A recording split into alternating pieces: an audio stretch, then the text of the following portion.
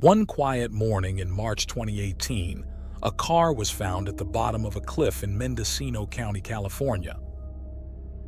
The wreckage and the bodies scattered nearby hinted at a terrible accident. But as investigators dug deeper, they realized this wasn't just a tragic crash. There was a much darker story behind it. What drove this family to the edge, and how had no one noticed the warning signs before it was too late?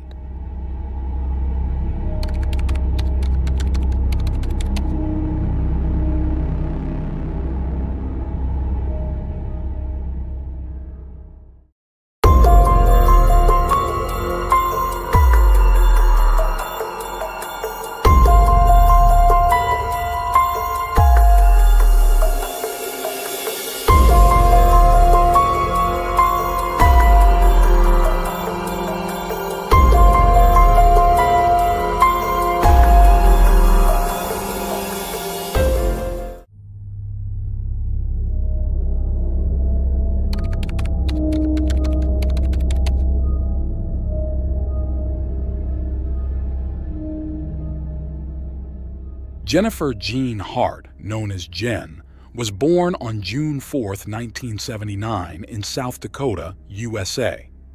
While her mother's name remains private, her father was Douglas, who worked in the Federal Energy Administration. Jen was the eldest of 3 children in the family. They lived in Huron, a small town in eastern South Dakota, where Jen's childhood was surrounded by natural beauty and plenty of opportunities for sports, which she embraced passionately. Breaking away from typical gender expectations, she chose to play baseball with the boys instead of softball.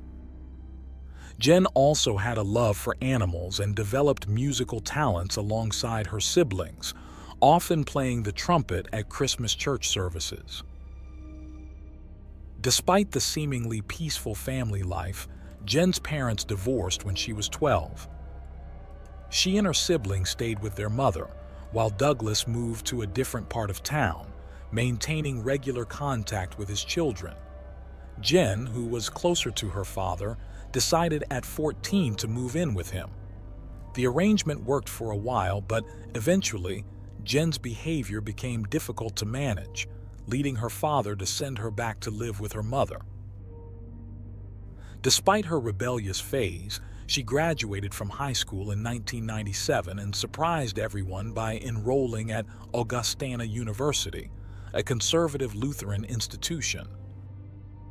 To further surprise her community, Jen decided to be baptized into the Lutheran Church, despite not being raised in that faith. 2 years later, Jen transferred to Northern State University, where she met Sarah Margaret. Sarah, born on April 8, 1979 in North Dakota, was the oldest of 4 children.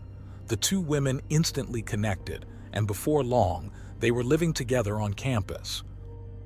Both were pursuing education degrees, with Sarah focusing on special education. Though Jen seemed to be moving past her earlier behavioral issues in January 2000, she was caught shoplifting. She admitted to the police that she wasn't sure why she had done it, hinting at personal struggles but without providing details. Ultimately, she pleaded guilty to petty theft.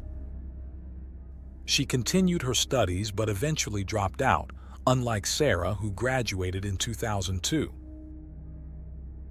By this time, Jen had distanced herself from her family, including her father. Jen never disclosed her relationship with Sarah to him, and according to her father, their falling out had nothing to do with Jen's sexual orientation. After Sarah's graduation, the couple moved to Minnesota, buying a 2-story house near the mall where they both worked. Around this time, they began to share their relationship openly with friends and family. However, this newfound openness caused some friends to distance themselves. In 2005, Sarah legally took Jen's last name, becoming Sarah Hart, and shortly after, they decided to open their home as foster parents.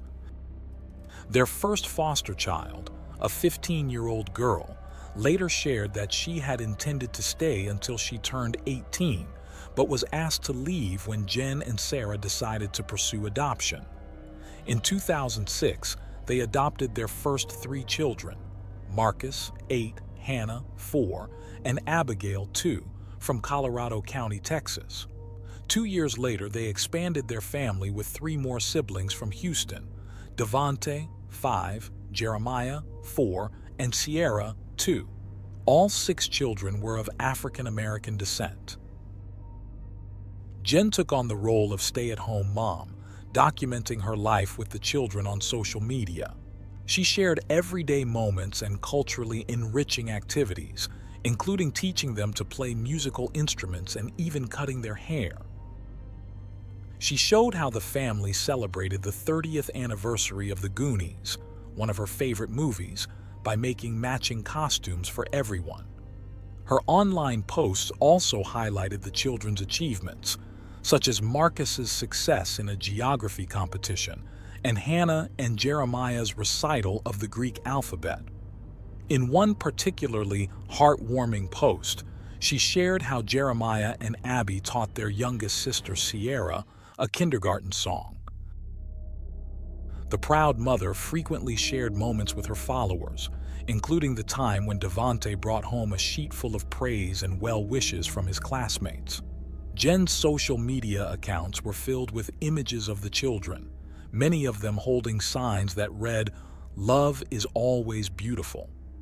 In those pictures, they often appeared as a perfect family, wearing matching shirts and wide smiles. However, behind closed doors, the reality was quite different from the picture painted online. In 2008, while living in Minnesota, a police report surfaced in which one of the couple's daughters told officers that her mother, Sarah, had hit her with a belt. However, when the authorities questioned the mothers, they both claimed that the girl had fallen down the stairs, and the incident was quickly dismissed. The following year, in 2009, Sarah and Jen traveled to Connecticut to get married, as it was one of the few states where same-sex marriage was legal at the time. Every detail of their ceremony was shared on social media.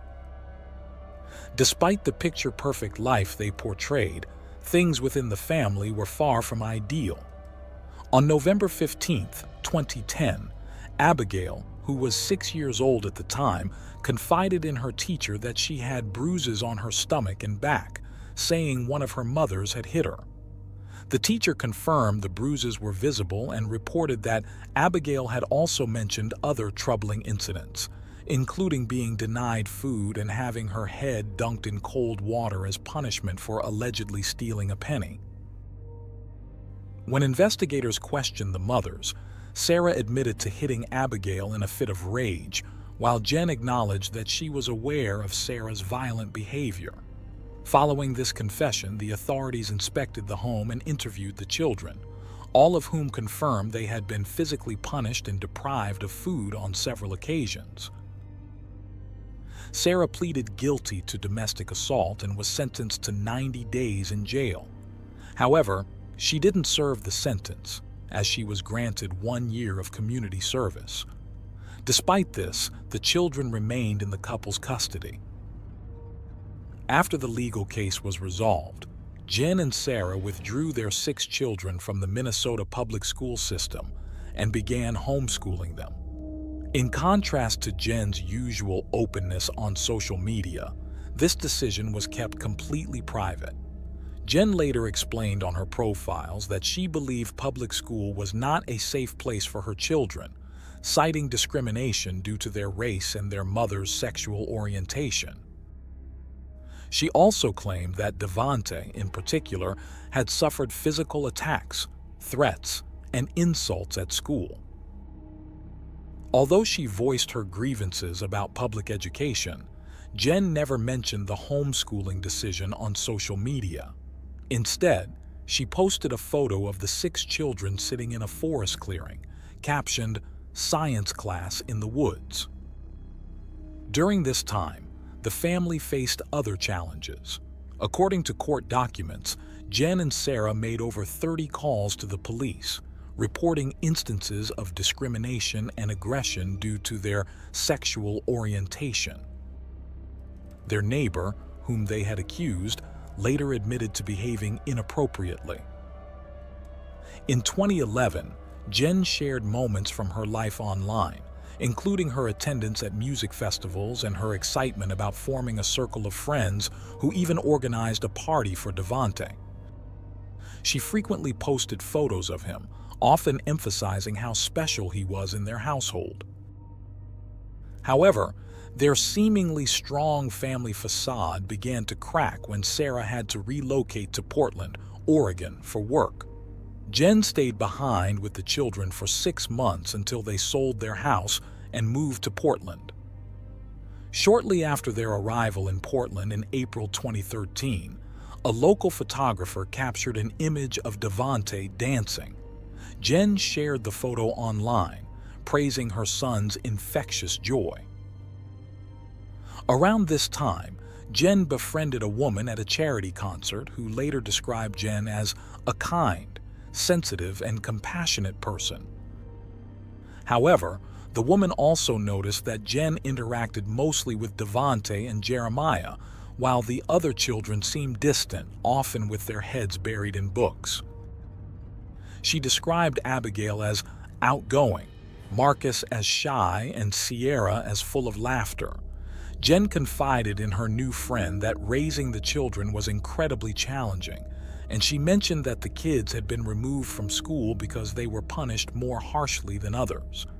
Jen also claimed that her children were born with addiction issues due to their birth mother's drug use, which led to them overeating because they didn't know how to behave. She explained that the children seemed younger than they were, attributing it to genetics and their difficult early lives. According to Jen, the children would never be able to live independently, work, marry, or have children of their own. She believed they would never lead normal lives.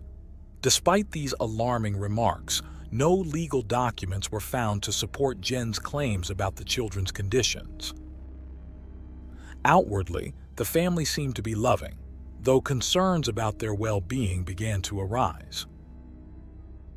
On July 19, 2013, the police filed a report based on concerns about the children's welfare, which was referred to Oregon's Department of Human Services. Details of the report emerged later when a neighbor from the Hart's neighborhood came forward. She accused the couple of abusing their children by withholding food, calling their treatment of the kids emotionally abusive, controlling, and cruel. Investigators uncovered additional testimonies from neighbors who reported that the children were subjected to strict and unusual rules. They were required to raise their hands before speaking, were not allowed to celebrate birthdays, and were forbidden from laughing at the dinner table. It was also clear that the children lived in fear of their adoptive mothers. Despite these alarming claims, when authorities interviewed the children, they all insisted that they were treated well. It was apparent that the children had been coached by their mothers on what to say, but without concrete evidence, there was no legal action the authorities could take. When questioned by investigators, Jen argued that any accusations against her were rooted in prejudice. She claimed that people were intolerant of a white lesbian couple raising 6 African American children. Ultimately, Oregon's Department of Human Services concluded that there wasn't enough evidence to proceed further. Around the same time, an event occurred that brought one of the children into the international spotlight, unrelated to the accusations the family faced. In November 2014, a large protest took place in Oregon following the death of Michael Brown, an African-American teenager killed by police in an incident where Brown was unarmed. A grand jury decided not to indict the white police officer responsible, sparking nationwide protests. During one such protest in Oregon, Devante was photographed with tears streaming down his face as he embraced a white police officer. The image quickly went viral, labeled as the most heartfelt hug in the world, becoming a symbol of social activism. Soon after, Jen and Sarah decided to move their family to Washington. Jen told those around her that they no longer felt safe in Oregon, citing racial threats and strange noises outside their home. They claimed to have contacted the police several times about these incidents, but police records showed no such calls. What was documented, however, were multiple calls to the police from their new neighbors in Washington, expressing concerns about the welfare of the children. In November 2017, the first of many alerts was made when 12-year-old Hannah was seen crawling out of a window in the middle of the night and fleeing to a neighbor's house. When Sarah and Jen arrived to retrieve her, Hannah begged the neighbor not to let her go, claiming she was being mistreated. Unfortunately, the neighbor handed Hannah back to her mother's. The next day, Jen attempted to smooth things over with the neighbors, explaining that Hannah was lying. She attributed her erratic behavior to her biological parents, saying Hannah's birth mother was bipolar and her father had been addicted to drugs. But this incident was not the last to bring attention to the family. In March 2018, Washington's Department of Social and Health Services launched an investigation into the family after receiving reports of potential neglect and abuse. The complaints came from another set of concerned neighbors who had clear evidence that the children were not being adequately fed. This couple later spoke to the media, revealing that Devante frequently came to their house asking for food, sometimes several times a day. He confided in them that his mothers were withholding food as punishment. The couple also expressed their alarm at how thin and small the children appeared. One of their daughters was missing 2 front teeth, and when they asked Jen and Sarah about it, they claimed that the girl simply didn't want her teeth replaced. This explanation did little to convince the neighbors. On top of these disturbing accounts, there was yet another failed escape attempt by one of the girls. Covered in bruises, she showed up at the couple's door late one night, having walked through thorny bushes trying to flee her home. She pleaded for help, saying her mothers were mistreating her and begging not to be sent back. Unfortunately, the gravity of the situation wasn't fully realized by the couple that night. When they saw Jen and Sarah searching for the girl with flashlights, they returned her to her mother's. According to reports, Washington's Child Protective Services claimed they had no previous records of concerns about the family, either in Washington or in any other state, despite earlier allegations elsewhere in the U.S. It seemed that time and time again, the system failed the children. By the time authorities finally resolved the bureaucratic issues and arrived at the Hart family's home, it was too late. Jen and Sarah had already left, taking the children with them. What follows is a reconstruction of events based on the findings of the authorities. In the days leading up to the tragedy, social services attempted to contact Jen and Sarah on 3 separate occasions without success. It was later revealed that on March 24, 2018, Jen, Sarah, and their 6 children left Oregon and began traveling south on the highway, eventually reaching North Carolina. The next morning, on March 25, 2018, Jen was spotted at a grocery store, purchasing food. The family stayed in the area until later that night when they continued their journey. Tragedy struck on March 26, 2018, when the family's SUV was discovered at the base of a cliff in Mendocino County, California. According to investigators, Jen was behind the wheel. She had stopped the vehicle at a pullout on the highway before accelerating off the cliff. Both Jen and 39-year-old Sarah were found dead inside the vehicle, while 3 of their children, Abigail, Jeremiah, and Marcus, were found lifeless outside the SUV. 2 weeks later, Sierra's body was discovered on a nearby beach, and in May, part of a foot inside a shoe was found on another beach. DNA testing later confirmed it belonged to Hannah. Devante's body was never recovered, but authorities concluded that he too had perished, and a judge issued his death certificate on April 3, 2019. Following this horrific incident, a thorough investigation, though tragically late, was conducted, sparking public outrage and accusations of negligence. Investigators discovered that during the road trip, while Jen drove, Sarah, seated in the passenger seat, had conducted several troubling internet searches. These included how to induce drowsiness using over-the-counter medications, how long it takes to die from hypothermia in a car, and one of her final searches, how to find a shelter for their dogs. This was particularly shocking, as the couple had left their 2 dogs at home, showing a compassion they tragically did not extend to their children. After the murders of their 6 children, authorities searched the family's last residence. The home appeared clean, orderly, and newly renovated. While Jen and Sarah's personal spaces were fully furnished and decorated, the children's rooms were bare. Investigators noted that the family's luggage was still in the house, and none of them had even packed a toothbrush before leaving.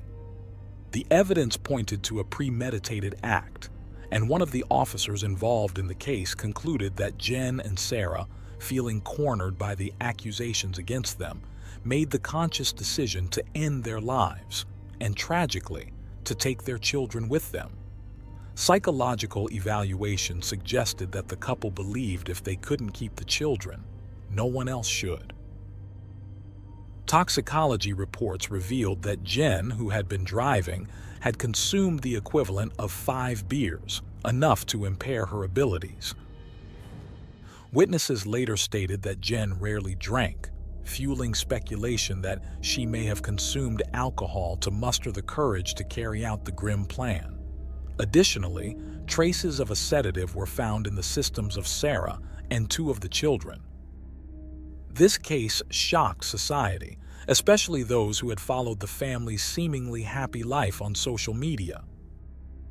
For nearly a decade, Jen had shared photos of the children posing next to displays of food, vegetarian burgers, fresh vegetables, berries, and chocolate cream pies. These images starkly contrasted with the allegations that Jen and Sarah routinely deprived the children of food. The disconnect between their social media persona and the reality behind closed doors was a haunting element of the case. Moreover, Jen and Sarah's repeated claims that their children were in their home to be safe clashed harshly with the testimony of the children themselves and their ultimate fate.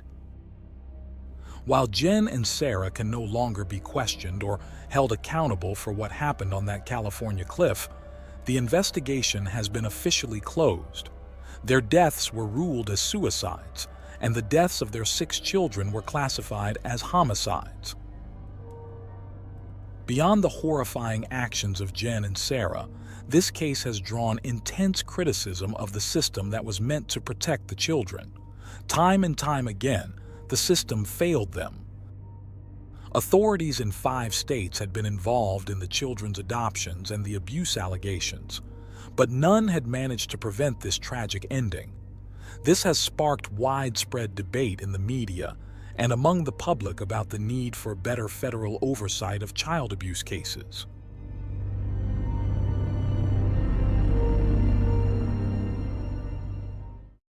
Thanks for tuning in to Unreal True Crime. If you're intrigued by mysteries from around the world, check out our new channel, Latin Crimes, where we dive into the gripping true crime stories of Latin America. Don't miss out. Subscribe now for more thrilling investigations.